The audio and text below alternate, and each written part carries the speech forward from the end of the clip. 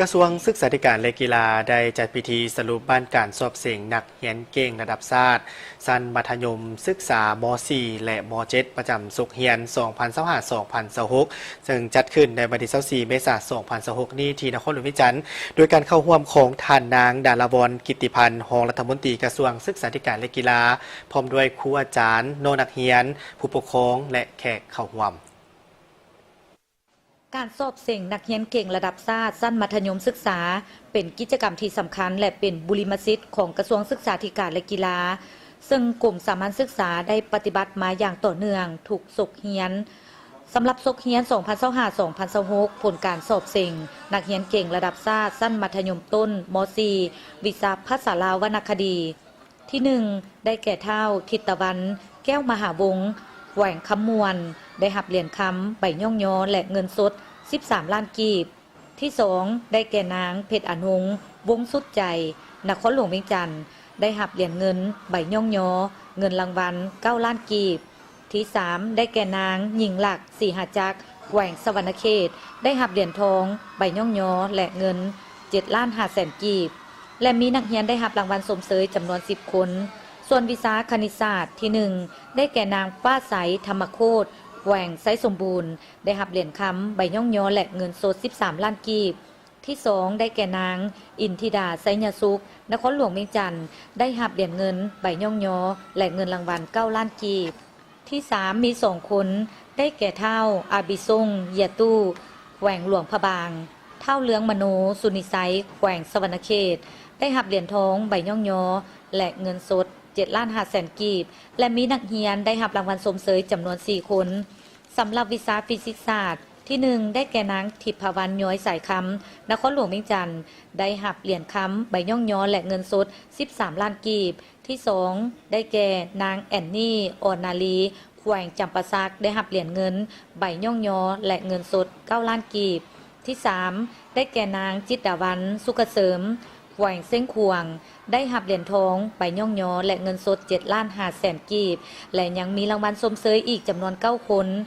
ส่วนวิชาเคมีศาสตร์ที่ 1 ได้แก่เท่าเวียงทองวรจิตนครหลวงเวียงจันทร์ได้รับเหรียญคำใบย่องยอและเงินสด13 ล้านกีบที่ 2 ได้แก่เท่าไซสนะกองสมบัติแหว่งบริคำไซได้รับเหรียญเงินใบย่องยอและเงินสด9 ล้านกีบที่ 3 ได้แก่นางแอนิต้าไซสีนครหลวงเวียงจันทร์ได้รับเหรียญทองใบย่องยอและเงินสด7 ล้าน5แสนกีบสำหรับสั้นม .7 วิชาภาษาลาววรรณคดีที่ 1 ได้แก่นางอินทรา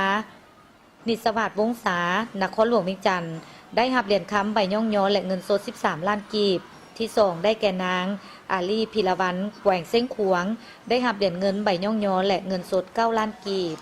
ที่ 3 ได้แก่เท่าทินกรบุพภาวงศ์แหว่งจำปาสักได้รับเหรียญเงินใบย่องยอและเงินสด9 ล้านกีบและยังมีผู้ที่ได้รับรางวัลสมเสยจำนวน6 คนส่วนวิชาคณิตศาสตร์ที่ 1 ได้แก่เท่าหวังลีเฮอร์นครหลวงเวียงจันทร์ได้รับเหรียญคำใบย่องยอและเงินสด13 ล้านกีบที่ 2 ได้แก่เท่าแก้วอาทิตย์เป้าซื่อมั่วนครหลวงเวียงจันทร์ได้รับเหรียญเงินใบย่องยอและเงินสด9 ล้านกีบที่ 3 ได้แก่เท่า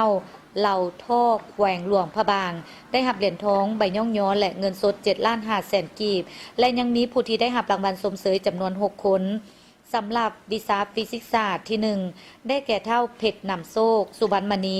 แหว่งคำมวลได้รับเหรียญคำใบย่องยอและเงินสด13 ล้านกีบที่ 2 ได้แก่นาง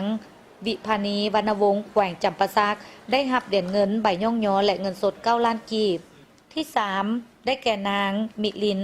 เกศสุญญาแหว่งคำมวลได้รับเหรียญเงินใบย่องยอและเงินสด9 ล้านกีบและยังมีผู้ที่ได้รับรางวัลสมเสยจำนวน4 คนส่วนวิชาเคมีศาสตร์ที่ 1 ได้แก่นาง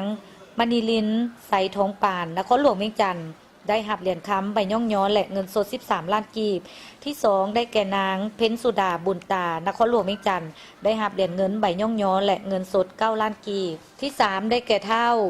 สุทธพินพิมพ์สอนแหว่งเส้นขวงได้รับเหรียญเงินใบย่องยอและเงินสด9 ล้านกีบและมีผู้ที่ได้รับรางวัลสมเสยจำนวน1 คนพร้อมนี้ยังได้มอบรางวัลถามตอบวิทยาศาสตร์ที่ 1 แมนแขวงบ่อแก้วที่ 2 แขวงหลวงน้ำท้าและที่ 3 แมนแขวงจำปาสักและยังมีรางวัลสมเสยที่ได้รับก็คือแข วงสวรรณเขต รู้สึกดีใจหลายแล้วก็รู้สึกภาคภูมิใจหลายที่ได้ที่หนึ่ง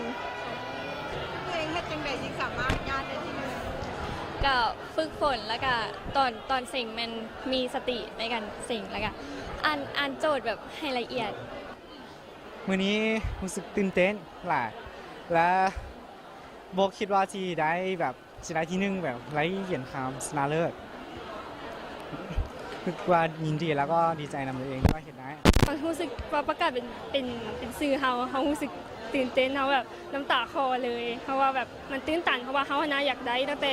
ม .4 แต่ว่าเฮาพลาดเขาได้มาเซ็งกันตอนม .4 ตอน22 23แล้วเฮาผิดพลาดจุดที่แบบว่าเฮาแบบบ่คิดว่าตัวเองจะพลาดบอลนั้นมันเล็กน้อยแฮงจนเฮาได้ที่2เฮาก็ได้เสียใจก็เลยพยายามเรียนมาตลอดเพื่อเฮ็ดให้มันได้มาเซ็งอีกในม .7 การสอบเสียงนักเรียนเก่งนี่แม่นเพื่อวัดแทกและประเมินผลสำเร็จด้านการสิสอนของครูและการเรียนของนักเรียนเป็นการทรงยู่ขบวนการแข่งขันทางด้านการเรียนการสอนเพื่อส่งเสริมให้นักเรียนที่มีพรสวรรค์และความสามารถให้ได้เรียนในระดับสูงขึ้นไปเรื่อยๆแนะใส่สร้างนักเรียนเก่งระดับประเทศและสามารถเข้าร่วมการแข่งขันระดับต่างๆในภาคพื้นและสากล